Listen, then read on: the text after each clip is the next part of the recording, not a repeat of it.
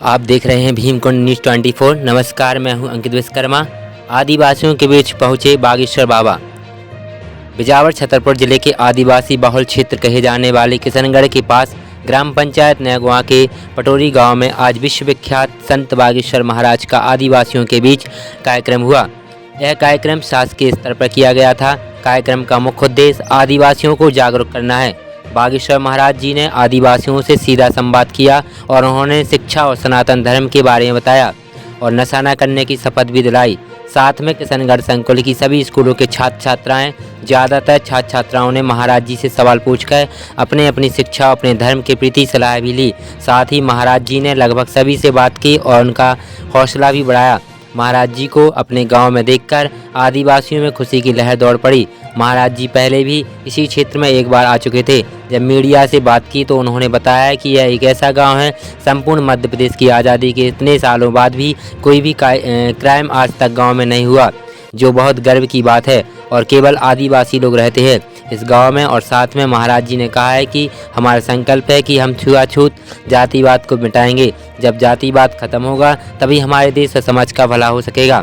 आज के इस कार्यक्रम में पूरे क्षेत्र के लोग पहुंचे थे। साथ ही महाराज जी ने पटोरी गांव के ही रक्कू आदिवासी जीवन आदिवासी के घर पहुंचकर चाय फल हाल भी लिया।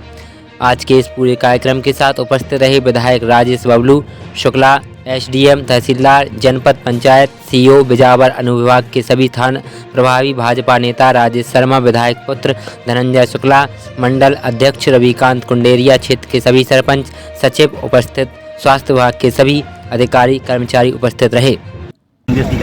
आज हम पटोरी गांव आए हैं। छतरपुर जिले के बिजावर विधानसभा के अंतर्गत किशनगढ़ क्षेत्र का एक ये ऐसा स्थान है जहां पूर्ण रूप से साधन संसाधन नहीं पहुंच पाते हैं, क्योंकि पहाड़ है, दुर्गम रास्ता भी है। इसी बीच में अनेक गांव हैं। आदिवासी समाज के लोग यहाँ रहते हैं और उसमें ये गांव तो बहुत अच्छे तरीके से यहाँ पहुँचा जा सकता है जहाँ हम बैठे।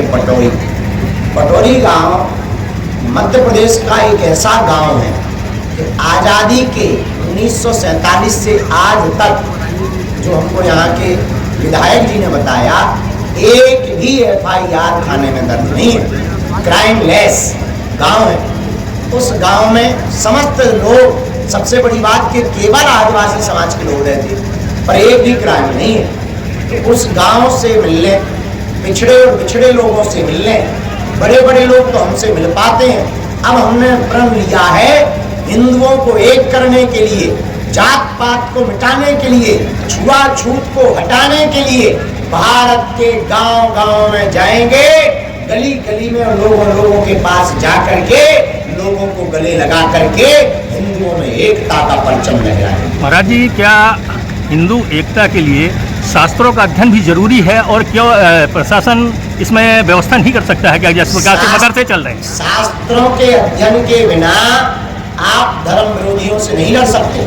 हमसे कोई पूछे कि आपके लिए लड़ने का बढ़िया हथियार क्या है, तो हम तो कहेंगे शिक्षा ही वो हथियार है जिससे बड़े बड़े दुश्मनों से लड़ा जा सकता है। जैसे मदरसे चल रहे हैं, का अध्ययन बहुत जरूरी है। मदरसे चल रहे हैं, इसी प्रकार से हिंदुओं के लिए क्या संस्थान नहीं बनाए जा सकते? हम भारत सरकार और भारत के सभी मठ मंदिरों के मठाधीश आचार्य पुरोहितों से हम ये प्रार्थना करना चाह रहे हैं, प्रत्येक बड़े बड़े मंदिरों के स्थान पर एक एक गुरुकुलम और एक एक गौशाला की अगर पद्धति प्रारंभ कर दे तो शिक्षा के द्वारा शास्त्र भी सुरक्षित रहेंगे, संस्कृति का भी प्रचार होगा, गौ माता भी सुरक्षित रहेगी। नारायणी सेना की बात कही गई और नशा मुक्ति को लेकर भी संकल्प दिलवाया गया। आज हमने गांव में 3 संकल्प दिलाए हैं। पटोरी गांव के इस आदिवासी क्षेत्र में वनांचल में आकर के 3 संकल्प दिलाए।